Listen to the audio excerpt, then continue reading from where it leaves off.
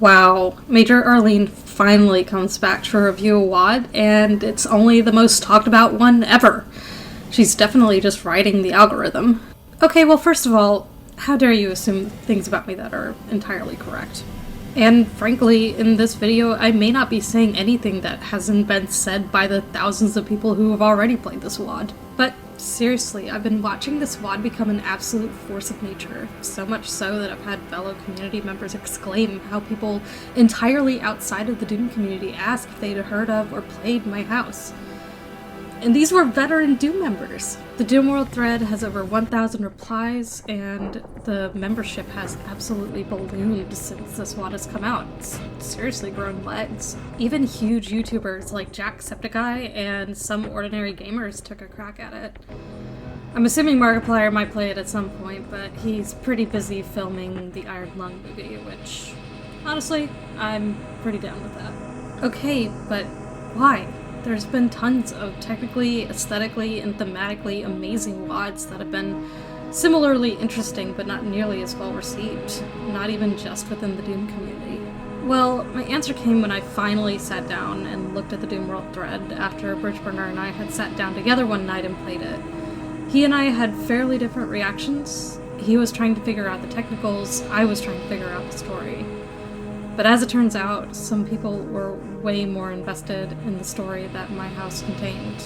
As a quick FYI, my house comes packaged with lore on its own, and I haven't read it because I don't like reading anymore. Thanks, Uni. But I'm not planning to get into the lore for this video, so don't worry about spoilers too much. My point is, some people have been treating this thing like an ARG. For those of you who don't know what an ARG is, it's short for alternate reality game. It pretty much works like the name suggests. An author or a group of authors put out a piece or pieces of media that are similarly themed to create clues for players to figure out the identity of said authors, or to otherwise solve some kind of mystery. It uses real-world, real-time social media to create a narrative and can be affected by player choices. Whole communities have sprung up around ARG playing and creation, mostly around places like Reddit and 4chan. If you want more info about ARGs, I'd highly recommend Nexpo's channel. He more focuses on the disturbing side of ARGs, but is always well put together and tasteful. Essentially, because my house contains a lot of extra lore, secrets, and mystery, it seems to have caught the attention of the ARG community. This has led to conversations about trying to find out the identity of the author and the house that the WAD is potentially based on. Y'all, please don't!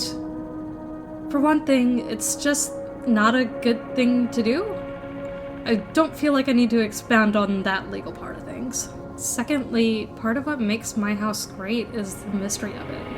It's part of the reason I haven't read the additional lore and have avoided most spoilers, despite the thing being everywhere in my social media sphere. I'm actually okay with not knowing who made the project, even if it was based on real-life experiences. It's like if Stephen King ended up using a pseudonym. It doesn't make me love Firestarter any less. The map itself is technically impressive, visually impressive, and thematically impressive. It's the total package. I actually don't need to know much more about the map than that. On a more positive note, I did find this map to touch me in ways that were totally unexpected. I've been through a series of life-changing moves in the last 5 years or so, including to an entirely different country this last time. But the one that will always stick with me is leaving my childhood home. Not every memory was a good one, but it was where I grew up and became an adult.